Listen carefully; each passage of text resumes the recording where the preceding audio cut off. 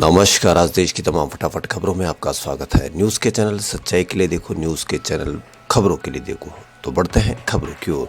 देश के मशहूर कथक नर्तक और पद्म विभूषण से सम्मानित पंडित बिरजू महाराज का हार्ट अटैक से निधन हो गया। वे 83 साल के थे। उन्होंने दिल्ली स्थित आवास में अंतिम सांस ली।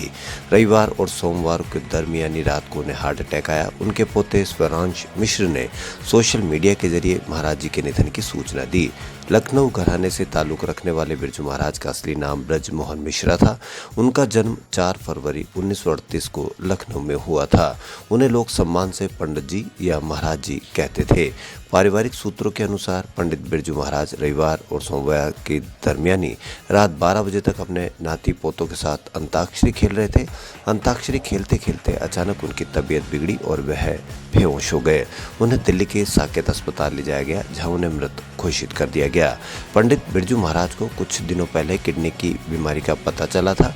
वे डायलिसिस पर चले गए थे, लेकिन कल अचानक रात में उनकी तबीयत बिगड़ी और उनका देहांत हो गया।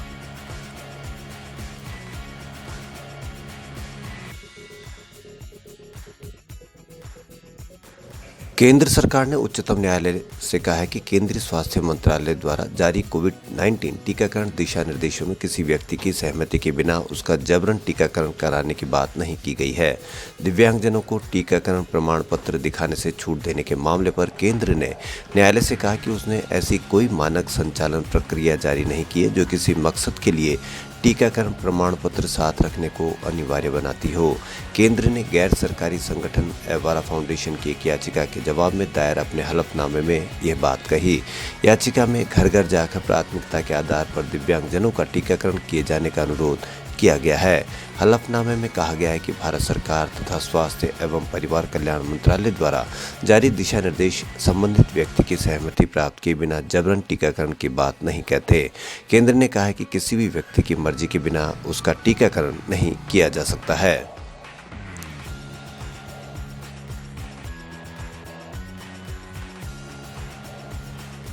कांग्रेस की पंजाब इकाई के प्रमुख नवजोत सिंह सिद्धू रविवार को गैर भाजपा शासित राज्य पश्चिम बंगाल, तेलंगाना और महाराष्ट्र के उन मंत्रियों की सूची में शामिल हो गए जिन्होंने अमेरिका की इलेक्ट्रिक वाहन निर्माता कंपनी टेस्ला के प्रमुख कार्यकारी अधिकारी एलन मस्क को अपने अपने राज्यों में कंपनी की इकाई स्थापित करने के लिए आमंत्रित किया है। तेलंगाना के उद्योग मंत्री के.टी. रामाराव, महाराष्ट्र के मंत्री जयंत पाटिल, पश्चिम बंगाल के मंत्री मोहम्मद गुलाम रब्बानी और सिद्धू ने मस्क के 13 जनवरी के ट्वीट को टैग किया और उन्हें आवश्यक मदद प्रदान करने का आश्वासन दिया। टेस्ला प्रमुख ने अपने ट्वीट में भारत में कंपनी के उत्पाद लॉन्च करने की दिशा में कई चुनौतियों का सामना करने की बात कही थी।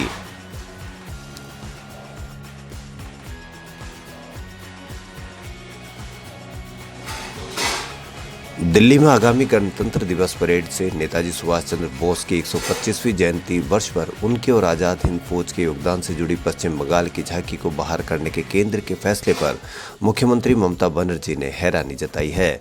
उन्होंने रविवार को प्रधानमंत्री नरेंद्र मोदी को पत्र लिखकर इस निर्णय पर पुनर्विचार करने का आग्रह किया। बनर्जी ने यह भी कहा कि झांकी को खारिज करने का कोई कारण नहीं बताया गया और इस फैसले से लोग काफी आहत हुए हैं। बनर्जी ने मोदी को लिखे 2 पन्नों के पत्र में कहा कि मैं भारत सरकार के आगामी गणतंत्र दिवस परेड से पश्चिम बंगाल सरकार की प्रस्तावित झांकी को अचानक बाहर करने के निर्णय से स्तब्ध और आहत हूँ। यह हमारे लिए और भी चौंकाने वाली बात यह है कि झांकी को बिना कोई कारण या औचित्य बताए खारिज कर दिया गया।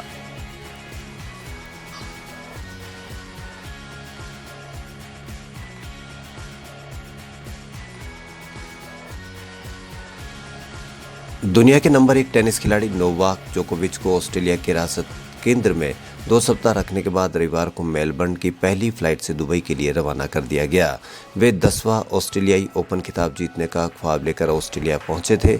अगर वे ये खिताब जीत जाते तो रोजर फेडरर और राफेल नडाल के 20 ग्रैंड स्लैम जीतने के खिताब से आगे निकल जाते, लेकिन उनका ये दौरा विवादों में घिरा रहा।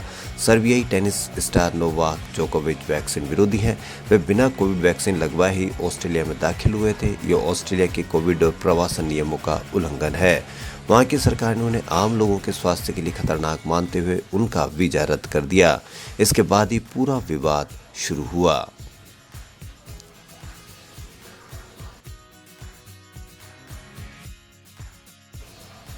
देश में कोरोना के कुल एक्टिव केसों की संख्या 16.49 लाख हो गई है। एक्टिव केस यानी कोरोना का इलाज करा रहे मरीज होते हैं। बीते 24 घंटों में देश में 2,57,036 नए कोरोना संक्रमित मिले हैं। इस दौरान 1,51,445 लोग ठीक भी हुए, जबकि 383 लोगों की मौत हुई है। देश में अब तक कुल 3.73 करोड़ लोग संक्रमण की चपेट में आ चुके हैं। इनमें से 3.52 करोड़ लोग रिकवर हो चुके हैं।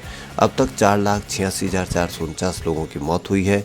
NTAGI प्रमुख ने कहा है कि मार्च तक 12 से 14 एज ग्रुप के लिए भी कोविड वैक्सीन शुरू होने की संभावना है। वहीं मुंबई में UAE से आने वाले अंतर्राष्ट्रीय यात्रियों को अब 7 दिन के लिए होम क्वारंटाइन नहीं रहना होगा। PMC के मुताबिक इन पैसेंजर्स को मुंबई एयरपोर्ट पर अनिवार्य RT-PCR जांच भी नहीं करानी होगी।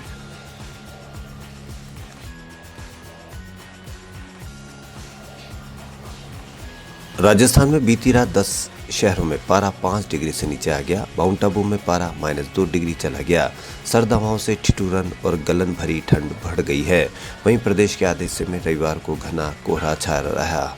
पूर्वी राजस्थान में झुंझुनू, सीकर, अजमेर, करौली, सवाई माधोपुर, चित्तौड़गढ़, जयपुर, अलवर, भरतपुर, दौसा, धौलपुर जिले के कुछ हिस्सों और पश्चिमी राजस्थान में हनुमानगढ़, गंगानगर, चूरू, बीकानेर जिले के कई हिस्सों में जबरदस्त कोहरे के चलते विजिबिलिटी काफ़ी कम रही।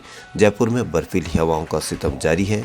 रविवार को सुबह करीब 10 बजे बाद धूप निकली, लेकिन इसका असर बहुत ही कम रहा। यहाँ बीती रात को न्यूनतम तापमान 6 डिग्री दर्ज किया गया। ठंड बढ़ने से लोग अंगीठी जलाकर हाथ सेकते नजर आए। वीकेंड कर्फ्यू की वजह से ज़्यादातर लोग बाहर नहीं निकले और जयपुर में पतंगबाजी का दौर जारी रहा।